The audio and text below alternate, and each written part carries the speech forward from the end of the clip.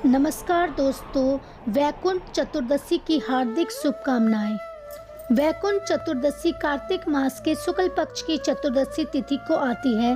वैकुंठ चतुर्दशी के दिन भगवान विष्णु की पूजा करने वाले को स्वर्ग की प्राप्ति होती है। अपने जीवन के अंत में उसे भगवान विष्णु के निवास स्थान वैकुंठ में स्थान मिलता है। सनातन धर्म में वैकुंठ चतुर्दशी का दिन बहुत महत्वपूर्ण माना जाता है। इस बार वैकुंठ चतुर्दशी 25 नवंबर 2023 को मनाई जाएगी। इस पवित्र दिन पर श्री हरि विष्णु और भोलेनाथ की पूजा करने की परंपरा है। कहा जाता है कि इस दिन सच्ची श्रद्धा और विधि विधान से पूजा करने पर सभी मनोकामनाएं पूरी होती हैं। वैकुंठ चतुर्दशी कार्तिक मास के शुक्ल पक्ष की चतुर्दशी तिथि को आती है। वैकुंठ चतुर्दशी के दिन भगवान विष्णु की पूजा करने वाले को स्वर्ग की प्राप्ति होती है।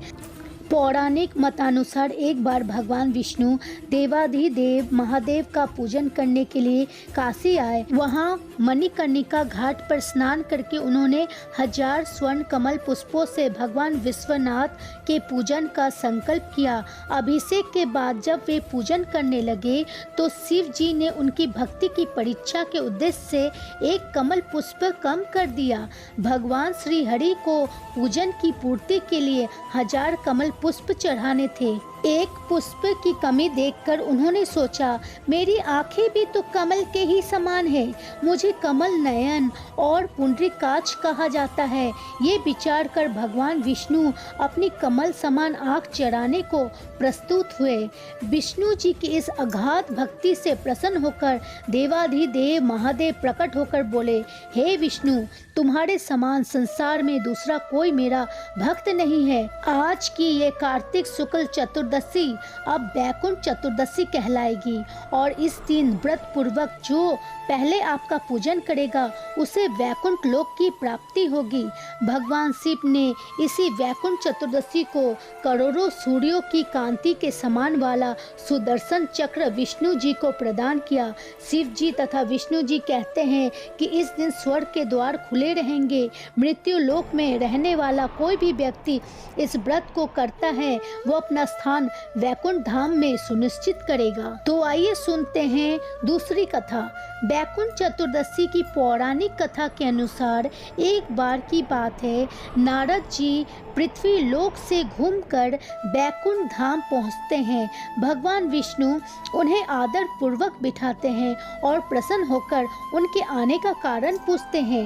नारद जी कहते हैं, हे प्रभु, आपने अपना नाम कृपा निधान रखा है, इससे आपके जो प्रिय भक्त हैं वही तर पाते हैं, जो सामान्य नर नारी वो वंचित रह जाते हैं।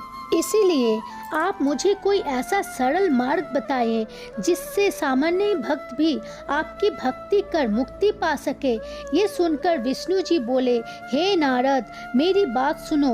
कार्तिक शुक्ल पक्ष की चतुर्दशी को जो नर नारी व्रत का पालन करेंगे और श्रद्धा भक्ति से मेरी पूजा अर्चना करेंगे उनके लिए स्वर्ग के द्वार साक्षात खुले होंगे। इसके बाद विष्णु जी जय विजय को बुलाते हैं और उन्हें कार्तिक चतुर्दशी को स्वर्ग के द्वार खुला रखने का आदेश देते हैं।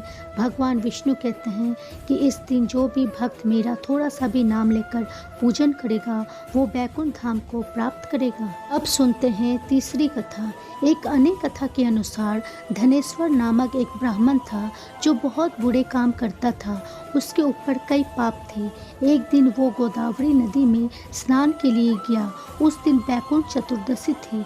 कई भक्तजन उस दिन पूजा अर्चना कर गोदावरी घाट पर आए थे। भीड़ में धनेश्वर भी उन सभी के साथ था। इस प्रकार उन श्रद्धालु के स्पर्श के कारण धनेश्वर को भी पुण्य मिला। जब उसकी मृत्यु हो गई तब उससे यमराज लेकर गए और नरक में भेज दिया। तब भगवान विष्णु ने कहा, ये बहुत पापी है, पर इसने वैकुंठ चतुर्दशी के दिन गोदावरी स्नान किया और श्रद्धालुओं के पुण्य के कारण इसके सभी पाप नष्ट हो गए, इसलिए इसे वैकुंठ धाम मिलेगा। अतः धनेश्वर को वैकुंठ धाम की प्राप्ति हुई। अगर कथा अच्छी लगी है तो चैनल को सब्सक्राइब करें और वीडियो को लाइक, शेयर एंड कमेंट कीजिए।